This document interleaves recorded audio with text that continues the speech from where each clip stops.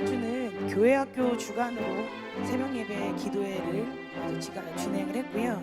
그리고 마지막 시간으로 이 금요 성령 기도회까지 우리 친구들이 함께, 그리고 선생님들이, 부모님들이 이 은혜의 시간을 나누고 있습니다. 우리 교회의 다음 세대들이 지금 기도하는 시간이었습니다.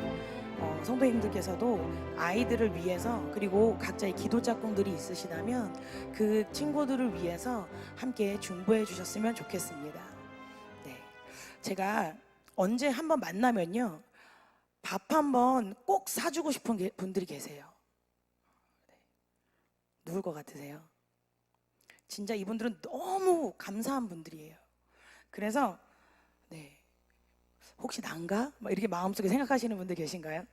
꼭 밥 한번 정말 거하게 대접하고 싶은 분들이 있습니다.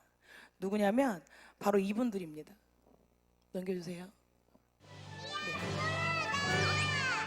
누군지 아시나요? 네. 노는 게 제일 좋아.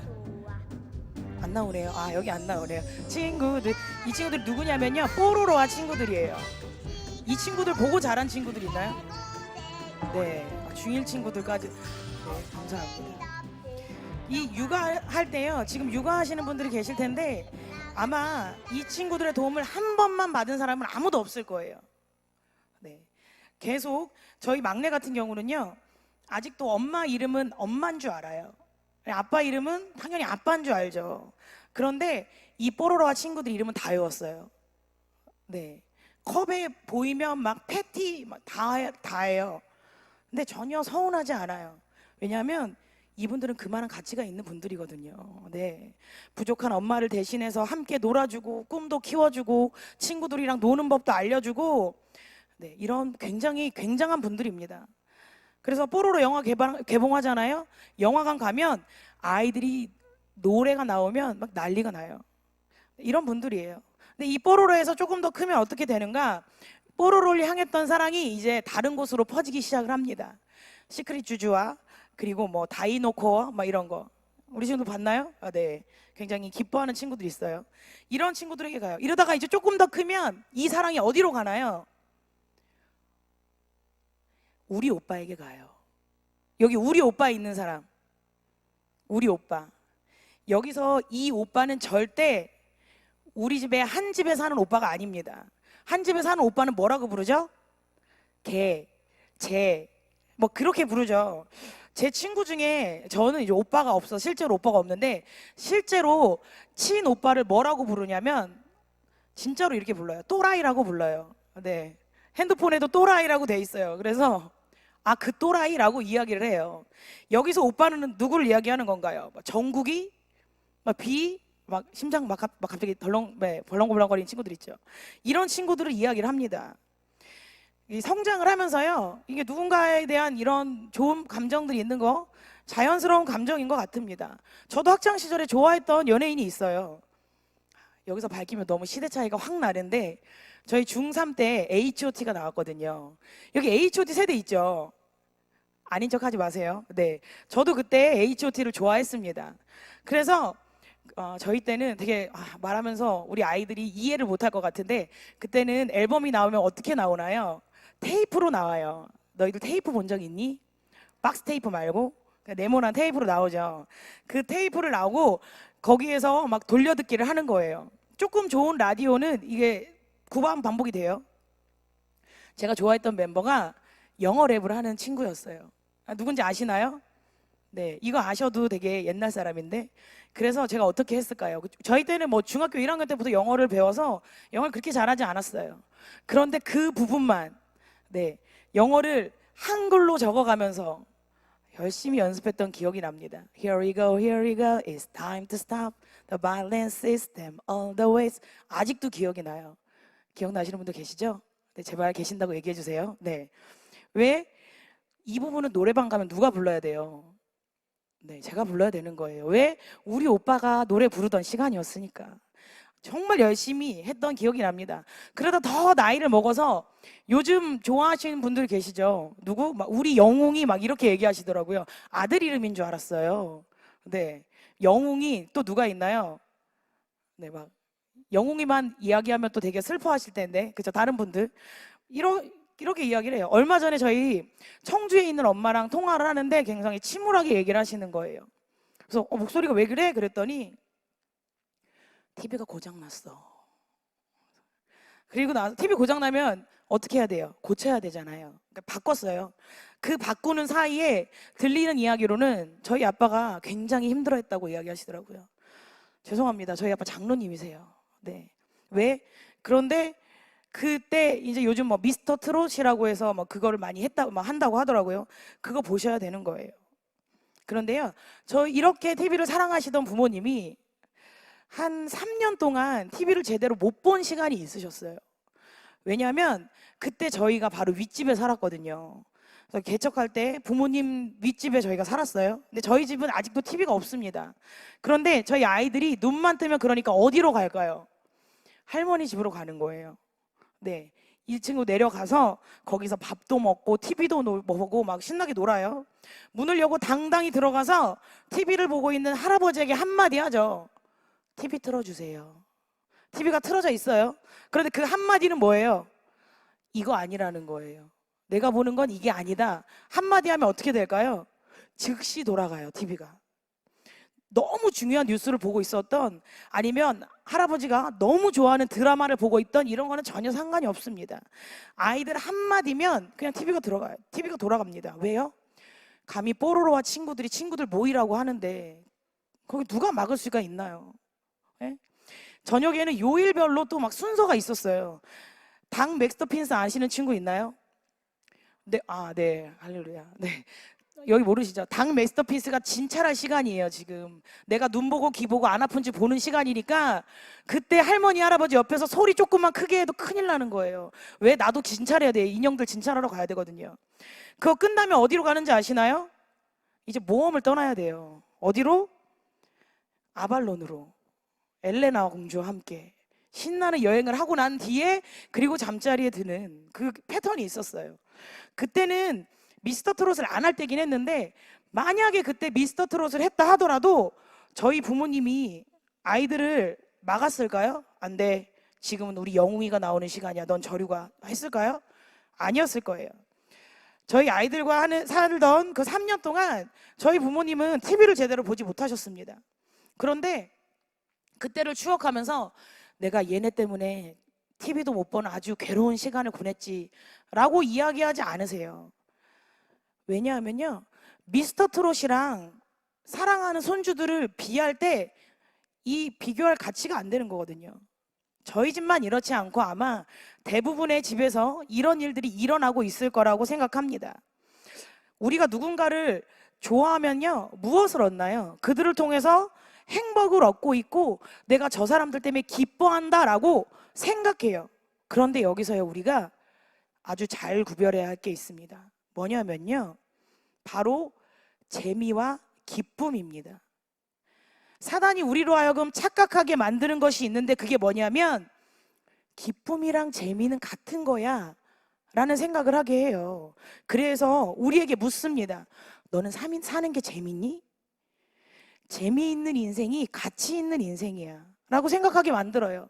그래서 재미에 인생을 걸게 하고 재미에 자신의 시간을 쓰게 합니다. 그렇게 살아야 나는 잘 살고 있구나 라고 생각하게 이야기해요. 그런데 재미는 어떤가요? 허무하게 사라지는 경우가 굉장히 많아요. 그러고 나서 어떻게 돼요? 그게 없어지니까 다른 재미를 찾아 나서는 거예요. 여기 뽀로로 좋아하던 친구들 있죠. 그 친구들이 지금도 뽀로로 좋아하는 친구가 있나요? 네, 아직 해맑은 친구들, 네, 사랑하고 축복합니다. 이 친구들이 20살 되고 30살 돼도 나 오늘 너무 힘들었으니까 뽀로로 친구들과 함께 친구들 모여볼까? 이럴까요? 아닙니다. 저희 이제 첫째만 해도 그렇게 열광하던 친구가 이제 뽀로로는 시시하다고 이야기를 해요. 그리고 나선 또 다른 재미를, 기쁨을 찾는 거예요. 그 재미가 사라지고 나니까 다른 재미를, 다른 기쁨을 찾으려고 합니다.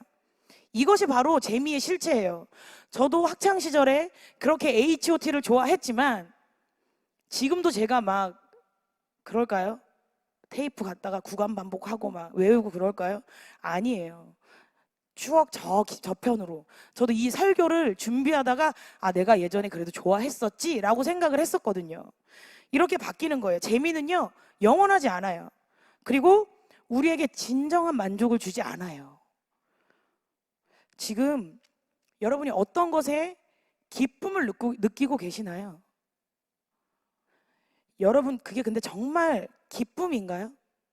아니면 재미를 착각하고 있는 건 아닌가요? 사도 바울은 오늘 본문에서 빌립보 교회 성도들에게 편지를 쓰고 있는 거예요. 이게 사도 바울이 빌립보 교회에 쓴 편지잖아요. 그런데 그때 사도 바울이 이야기해요. 나는 너무 기쁘다. 바울이 빌립보서를 쓸 때 기쁨이라는 단어가 엄청 많이 나와요. 계속 기쁘다고 이야기하고 있어요. 바울이 이렇게 난 지금 무척 기쁘다라고 이야기할 수 있는 것은 그가 지금 괜찮은 환경에 있기 때문에, 좋은 상황에 처해 있기 때문에 이렇게 이야기하는 걸까요? 우리는요, 우리의 삶에 부족한 것이 하나도 없고 하고 싶은 걸 다 하고 살면 그때 인생이 정말 행복할 거야, 기쁠 거야 라고 생각을 하잖아요. 그렇다면 이 빌립보서에서 사도 바울이 나는 기뻐, 나는 지금 너무 기뻐 라고 하는 이 바울의 삶은 모든 것이 완벽한 그런 삶을 살고 있는 걸까요? 지금 이 바울이 빌립보서를 쓴 장소가 어딘지 알고 계시죠? 아시는 분들이 많이 계시죠? 모르는 친구들도 있을 수 있어요. 어디냐면 바로 로마의 감옥입니다. 바울이 사는 삶을 보면요, 바울은 늘 미움받는 사람이었어요. 예수님을 죽이러 다닐 때 누구에게 미움을 받았을까요? 그 그리스도인들에게 미움을 받았죠. 그리고 회심하고 나서는 어떻게 됐을까요? 반대로 또 그 예수님을 믿지 않는 사람들, 유대인들에게 계속 미움을 받았어요. 뿐만이 아니라 어떤 사람들은 그걸 넘어서서 바울을 죽이려고 막 호시탐탐 기회를 노리고 있었어요. 바울은 맞기도 엄청 많이 맞았어요. 40에서 한 번 감한매. 그럼 몇 번이죠? 40 빼기 1, 39번. 매를 몇 번을 맞았거든요. 죽기 직전까지 맞았던 거예요.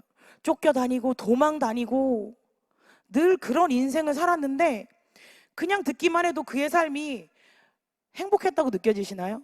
그런데 바울이 늘 이야기하는 거예요. 나는 기쁘다. 난 너무 기쁘다. 왜 바울은 누가 봐도 힘든 삶을 살면서 난 기뻐, 나 진짜 기뻐 라고 고백할 수 있었을까요? 바울의 성격이 긍정적이어서? 아닙니다. 그가 인생의 참된 가치가 무엇인지를 발견했기 때문이에요. 저희가 목요일 새벽에 고넬료에 대해서도 나눴죠. 고넬료에 대해서 나눌 때도 그 고넬료도 부족한 게 없는 사람이었어요. 로마의 백부장이었고 로마 사람이었고 누리고 싶은 거 마음만 먹으면 다 누릴 수 있는 삶이었는데, 그는 하나님을 찾는 사람이었어요. 왜? 하나님께 참된 가치가, 그 참된 기쁨이 있는 걸 알았기 때문에 그 사람은 하나님을 선택하는 삶을 살았던 거예요. 바울 역시 마찬가지였습니다. 바울의 삶도 금수저였어요. 사울랑 베냐민의 지파였습니다. 순수한 히브리인이었어요. 그리고 로마의 시민권자였고 당대의 최고 유학자인 가말리안 문화 사람이었고 철저한 바리새인이었습니다. 지금 시대로 공부 진짜 잘하고 가문도 좋고 부족한 거 하나도 없는 완벽한 사람이었습니다. 그런데 그가요, 갖고 있던 것들을 나중에 어떻게 여기느냐? 빌립보서 3장 8절에 이렇게 이야기합니다. 내가 그를 위하여 모든 것을 잃어버리고 배설물로 여김은. 자기가 갖고 있는 게 다 쓸모없다고 이야기하는 겁니다. 왜 그랬을까요? 바울이 진짜를 찾은 거예요. 여러분, 만약에 결혼할 때 예물로 다이아 반지 2만 원 걸 받았어요. 너무 기쁘겠죠. 그래서 이걸 막 여기저기 자랑하고 다녔어요. 애지중지하고 다녔는데 나중에 알고 보니까 이게 뭐야? 가짜래. 그럼 이 반지 어떻게 하시겠어요? 남편은 가만두시겠어요? 바울이 자신이 아무리 좋은 가문의 사람이었어도, 그리고 아무리 열심히 율법을 공부했던 바리새인이었어도 진짜가 아니란 걸, 그게 진짜가 아니야 라는 걸 발견하는 순간 그는 갖고 있던 모든 것을 뭐로 여겼다고 이야기하나요? 똥같이 여겼다는 겁니다. 그리고 진짜이신 예수님을 붙잡았습니다. 예수님이 바울을 만나주시고 그리고 난 뒤에 그의 삶이 완전히 변했어요. 어제까지는 예수님 믿는 사람들 다 죽여버려야 돼 막 눈에 불을 켜고 다녔다가 갑자기 사람이 돌변해서 예수님을 믿는다고 전하고 다녀요. 이 얼마나 뻔뻔하고 이상한 상황인가요? 그러면 사람들이 저 사람 미쳤다고 이야기를 하든지 아니면 배척을 하든지 아마 외면했을 거예요. 그런 게 바울에겐 전혀 문제가 되지 않았어요. 왜? 오직 예수님이 주신 사명만 붙들고 살았던 삶이기 때문입니다. 그다음 바울의 사명은 무엇이었을까요? 바울이 갑자기 변했다는 소리를 듣고 그 당시 그 사회에 얼마나 바울이 핫 이슈로 떠올랐을까요? 야, 진짜 바뀐 거야. 아니야, 걔 뻥치는 거야. 이렇게 해서 그리스도인들 모아서 다 잡아 죽이려고 연극하는 거야. 막 여러 가지 이야기가 있었겠죠. 그때 아나니아에게 예수님이 나타나서 말씀하세요. 사도행전 9장 15절에서 16절. 주께서 이르시되 가라. 이 사람은 내 이름을 이방인과 임금들과 이스라엘 자손들에게 전하기 위해 택한 나의 그릇이라. 그가 내 이름을 위하여 얼마나 고난을 받아야 할 것을 내가 그에게 보이리라 하시니. 바울이 예수님을 만나고 나서 자신의 진짜 목적을 깨달았어요. 내가 여기에 왜 있는지, 내가 왜 살고 있는지를 깨달았어요. 나에게는 이방인을 위해 복음을 전파하는 사명이 있구나, 이걸 깨달은 거예요. 예수님을 그렇게, 예수님 믿는 자들을 그렇게 핍박하고 죽이러 다녔던 이 죄인된 나를 예수님께서 복음을 전하는 도구로 사용하시겠구나, 그 감격이 바울의 인생을 바꾸었습니다. 그리고 그는 자신의 사명을 감당하기 위해 최선을 다했어요. 그러면서 볼 거는요, 예수님이 바울에게 이야기했대요. 너 이 사명 감당할 때 힘들 거야. 너 이 사명 감당할 때 고난이 많을 거야. 미리 보여줬다고 이야기하고 있죠. 그래도 네가 할 수 있겠니? 이렇게 물으시는 예수님 앞에 바울이 뭐라고 대답하는 건가요? 주님, 제가 감당하겠습니다. 제가 할 수 있어요. 왜요? 아무리 고난을 받아도 그 길이 진리의 길인 걸 바울이 확실히 알았기 때문입니다. 그러니 육신의 고난이 아무리 힘들어도 바울이 기쁠 수밖에 없는 거예요. 바울이요, 단지 감옥 안에서 지금 감옥에 갇힌 고난만 있는 게 아니에요. 그 당시에 그를 질투했던 사람, 시기했던 사람이 너무 많았어요. 이제 바울의 영향력이 커졌잖아요. 아, 이 사람이 진짜 회심했구나. 예수님 믿었구나. 바울이 믿은 예수님이 진짜인 것 같은데? 이러면서 그의 영향력이 이제 점점 커집니다.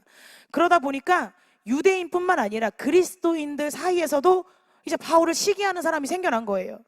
교회 안에 새 신자가 왔어요. 근데 그분이 엄청 심실해요. 봉사도 막 열심히 해요. 그러면 그 안에 소위 교회에 실세였던 분들이 어떻게 하나요? 감사하죠. 우리 교회 같은 경우는 저렇게 귀한 일꾼을 하나님 보내주시니 너무 감사하다 하죠. 근데 다른 교회들 같은 경우에는 시기하는 사람들이 있어요. 아니, 저 사람 제대로 얼마 나온지도 않았는데 왜 저러고 다녀? 뭐 안다고 저러고 다녀? 바울이 지금 이런 상황인 거예요. 내가 먼저 예수님 믿었는데, 나는 그리스도인들을 핍박하지도 않았는데 바울 저 사람 옛날에 어땠는지 알아? 근데 저 사람 왜 사람들이 저렇게 좋아하지? 왜 저렇게 저 사람들에게 난리를 치지? 그런 눈빛으로 시기하고 질투하는 사람들이 생겨났다는 거예요. 그렇게 눈에 가시 같았던 바울이 드디어 감옥에 갇혔습니다. 그러니 그 사람들이 이야기하는 거예요. 아, 이제 내가 나설 차례인가? 이러면서 복음을 전했어요. 바울만 복음을 잘 전하는 게 아니야. 나도 얼마나 잘 전하는데, 내가 말을 얼마나 잘하는데, 이런 이야기를 하면서 복음을 전했다고 오늘 본문에 이야기하는 거예요. 근데 이 소식을 들은 바울이 어떻게 반응하는지 아시나요? 어떤 모습이어도 상관없어. 그 안에 전해지는 게 예수님이니까 나는 그걸로 인해 너무 기뻐. 그리고요, 바울은요, 감옥에 갇혔다고 아무것도 하지 않았어요. 바울의 사명이 뭐라고 이야기했죠? 이방인들에게 복음을 전하는 게 바울의 사명이라고 이야기했잖아요. 그런데 그래서 바울이 고난을 당하는 것, 그건 역시 바울은 당연하게 생각을 하는 거예요. 그 자신이 있는 위치에서 최선을 다했습니다. 바울이요, 오늘 본문에 보면 13절에 매인 상태라고 이야기를 해요. 근데 이 매인 상태가 어떤 걸 의미하느냐? 쇠사슬로 죄수랑 간수를 묶어놓는 상태를 이야기를 해요. 그러니까 바울은요, 늘 누군가에게 묶여 있던 거예요. 근위대 병사에게. 그런데 이 바울이 있던 감옥이 로마에 있는 감옥이었어요. 그리고 황제의 근위병들이 거기 있었거든요. 그러면서 바울과 돌아가면서 한 명씩 묻고 있는 거예요, 바울을. 그런데 바울은 이게 기회인 거예요. 바울이 한 사람 한 사람 돌아가면서 자기랑 묶인 사람이 바뀔 때마다 이렇게 로마 감옥에 2년을 있었습니다. 바울이 뭐 했을까요? 바울의 마음이 느껴지시나요, 여러분? 바울이 힘들어하고 좌절했을까요? 아니요, 바울 너무 신났을 것 같아요. 왜? 이번에 새로운 사람이 오네? 당신 예수님 아세요? 이 근위병들은요, 원하던 원하지 않던 무조건 담당이 되면 바울이랑 묶여 있어야 되는 거예요. 바울이 그 사람들이 바뀔 때마다 뭘 했을까요? 복음을 전했죠. 예전엔 돌아다니면서 복음 전할 사람들을 찾았는데 이젠 그렇지 않아요. 뭐예요? 사람들이 막 와요. 그래서 바울은 자신이 있는 곳에서 하나님을 또 전하기 시작을 했어요. 그리고 그 결과가 어떻게 됐느냐? 실제로 그 가운데 복음을 영접한 병사들이 많았다고 이야기합니다. 투옥되어 있지만 바울은 이 시기를 자신이 무엇이라고 이야기하느냐? 12절에 보면 복음의 진보를 이룬 계기가 됐다라고 이야기해요. 그렇게 힘들게 돌아다니면서 말씀을 전하지 않아도 되겠는 거예요. 그냥 가만히 있어도 사람들이 와요. 그 사람들에게 복음을 전하는 거예요. 그 사람들이 돌아가서 가족에게 복음을 전해요. 이렇게 이방 사람들이었던 로마인들에게도 복음을 전하게 되는 거예요. 이 복음이 근위대뿐만이 아니라 로마 황제, 신하들에게도 전해졌어요. 그리고 그들로 인해 믿는 자들이 많아졌습니다. 이 상황이 바울은 너무 기쁜 거예요. 바울의 삶의 관심은 오직 복음 전파에만 있었습니다. 그리고 복음이 전파되면 그걸로 인해 기쁜 거예요. 바울의 인생은요, 보는 관점 자체가 아예 달랐어요. 2년 동안 병사들과 손을 묶고 있는 삶, 다른 보통 사람들에겐 그 삶이 얼마나 어려웠고 힘든 삶이었을까요? 하지만 바울에겐 뭐예요? 하나님이 주신 기회인 거예요. 아, 하나님이 나 돌아다니는 거 힘드니까 가만히 앉아서 복음 전하라고 하는구나 라고 이야기하는 거예요. 여러분, 기쁨은 고난이 올 수도 있어요. 그런데 그럼에도 불구하고 하는 것. 왜? 기쁨을 위해서. 이게 기쁜 삶이에요.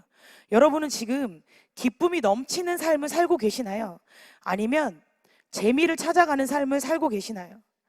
사단은 세상 사람들에게 재미와 기쁨을 혼동시키고 있어요. 그래서 재미가 그들의 삶의 진리야, 너희의 삶의 목표야 라고 이야기합니다. 이러다 보니 어떤 일이 일어나게 됩니까? 도박 중독에 걸리게 되면 자식이고 부모고 다 보이지 않는다고 이야기를 해요. 그 재미를 위해 사람들이 내 가족을 버리는 거예요. 모든 걸 버리는 거예요. 제가 예전에 H.O.T를 좋아했다고 했잖아요. 근데 그 콘서트 중에 예전에 한 명이 기억나실지 모르겠어요. 무대에서 떨어졌어요. 3m 무대에서 떨어진 적이 있습니다. 근데 그때 어떤 일들이 일어났는지 아시나요?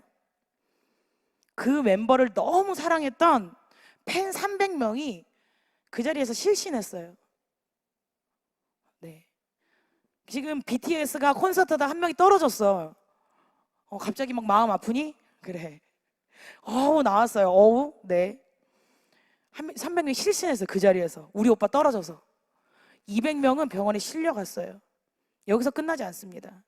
그리고 한 학생이 다음날 자살을 했습니다. 실제 있었던 일입니다. 근데 그 친구가 이런 글을 남겼어요. 내가 사랑하는 땡땡이 오빠가 다쳐서 지치도록 눈물이 마르도록 울었다. 아무런 도움이 되지 않는 내가 싫다. 아니 어쩜 저런 생각을 할 수 있어 하죠. 어떻게 그럴 수 있어? 라고 생각하죠? 곰곰이 한번 생각해 보시기 바랍니다.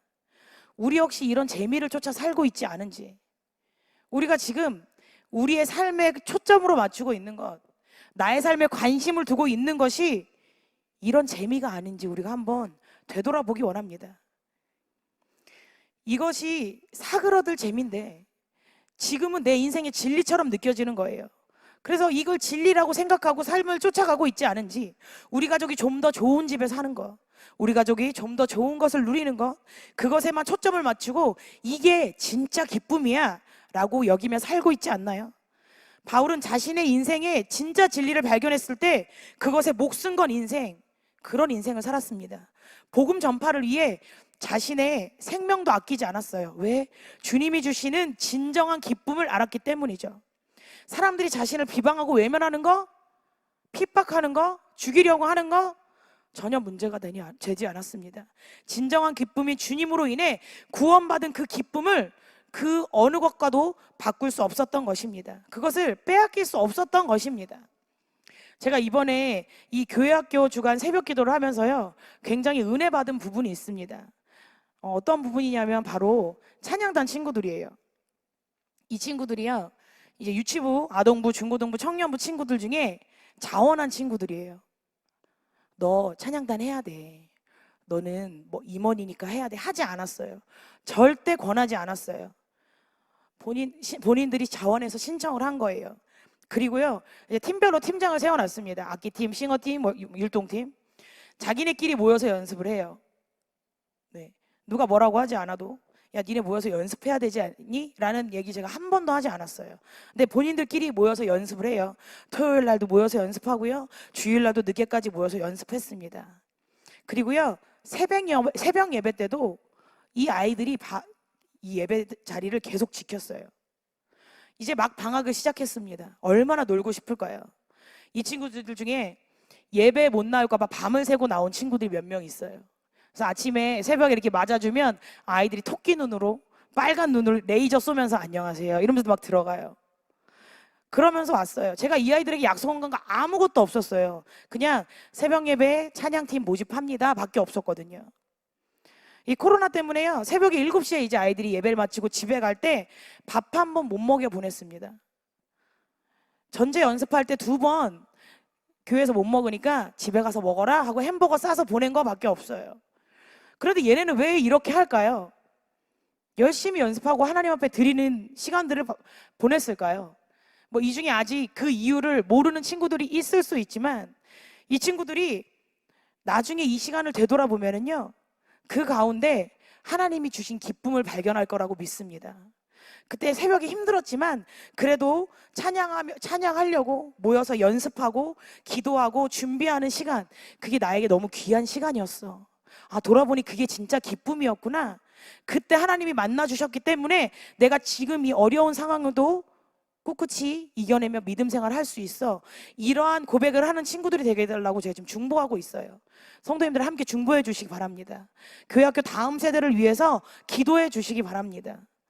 이 아이들이요, 세상의 재미만 쫓아 살아가는 게 아니라 진정한 기쁨을 누리는 삶, 그런 삶을 살 수 있게 해달라고 우리 함께 중보해 주기 원합니다.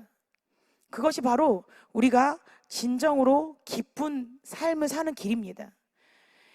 인간은 하나님으로 인해서만 참 만족을 이룰 수 있는 존재로 하나님께서 만드셨어요.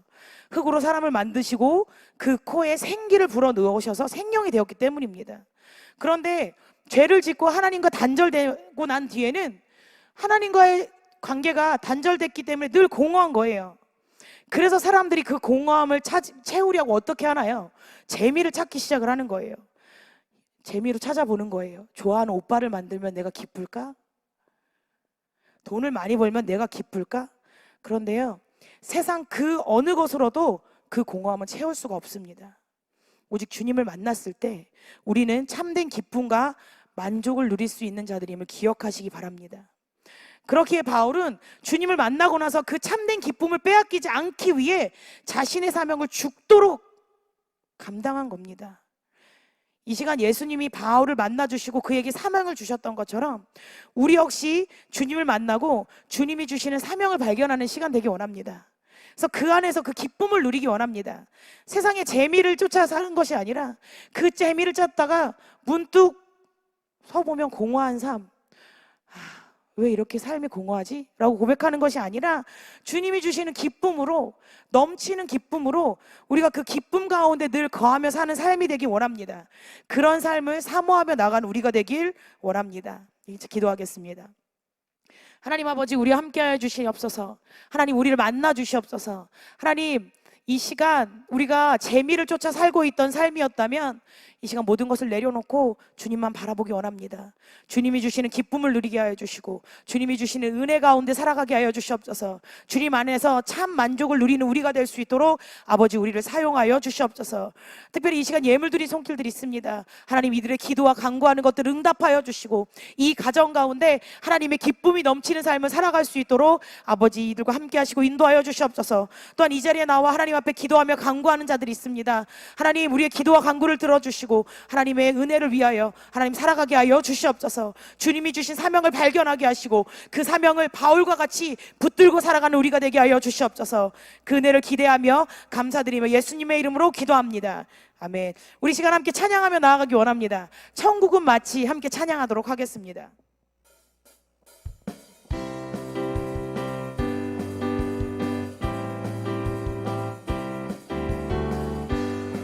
천국은 마치 천국